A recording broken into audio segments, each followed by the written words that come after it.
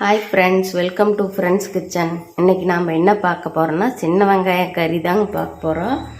அதுக்கு அடுப்பில் மண் சட்டி வச்சுக்கலாங்க. வச்சு நல்லெண்ணெய் விட்டுக்கலாங்க. நான் அதிகமாக யூஸ் பண்ணுறது நல்லெண்ணெய், தேங்காய் எண்ணெய் தாங்க யூஸ் பண்ணுவேன். கடலெண்ணெய் ஏதாவது ஒரு குழம்புக்கு யூஸ் பண்ணுவேன். அதுலேயே மிளகாத்தூள் 1/4 ஸ்பூன் போட்டுக்கலாங்க. உப்பு 1/4 ஸ்பூன் போட்டுக்கலாங்க. சின்ன வெங்காயம் ஒரு 20 போட்டுக்கலாங்க.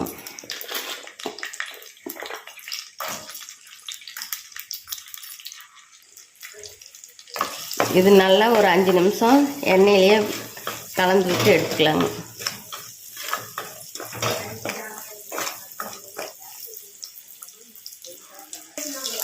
பாருங்க, பெரிய வெங்காயம் 1 எடுத்துருக்கிறேன், தக்காளி 2, அதை மிக்சியில் போட்டு அரைச்சிக்கிட்டு வந்துடலாங்க.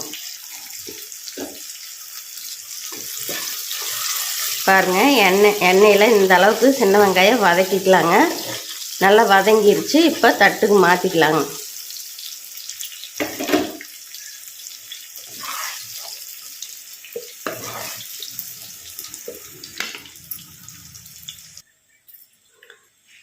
அதே எண்ணெயிலேயே சீரகம் 1/4 ஸ்பூன் போட்டுக்கலாங்க. இஞ்சி பூண்டு பேஸ்ட் போட்டுக்கலாங்க.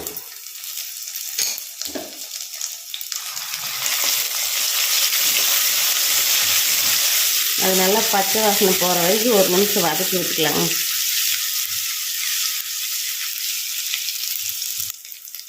கருவேப்பிலை கொஞ்சம் போட்டுக்கலாங்க.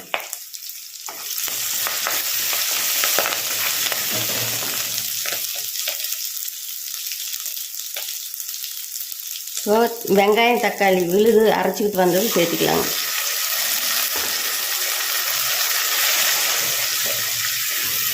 இது நல்லா ஒரு 5 நிமிஷம் பச்சை வாசனை போகிற வரைக்கும் நல்லா வதக்கி விட்டுக்கலாங்க.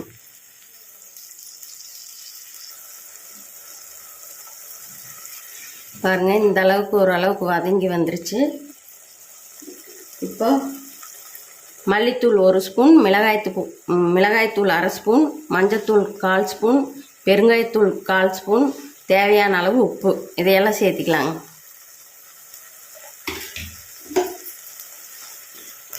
இந்த மசாலா பொருட்கள் எல்லாம் எண்ணெயில் நல்லா வதக்கி விட்டுறலாங்க. ஒரு 2 நிமிஷம் வதங்கட்டுங்க.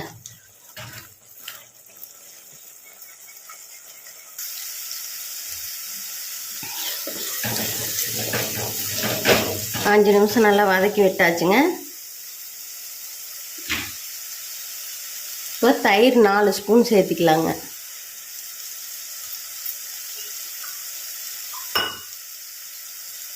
தண்ணி இதில் 1 கப் சேர்த்திக்கலாங்க. தண்ணி கம்மியாக சேர்த்துனா போதுங்க. இதை நல்லா கலந்து விட்டுறலாங்க.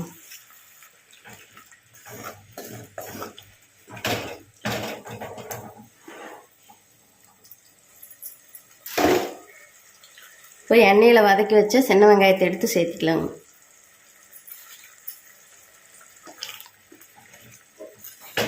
இதெல்லாம் நல்லா கலந்து விட்டுறலாங்க.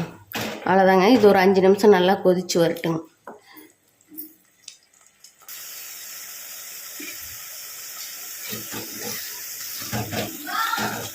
அவ்வளோதாங்க, குழம்பு ரெடி ஆயிடுச்சு.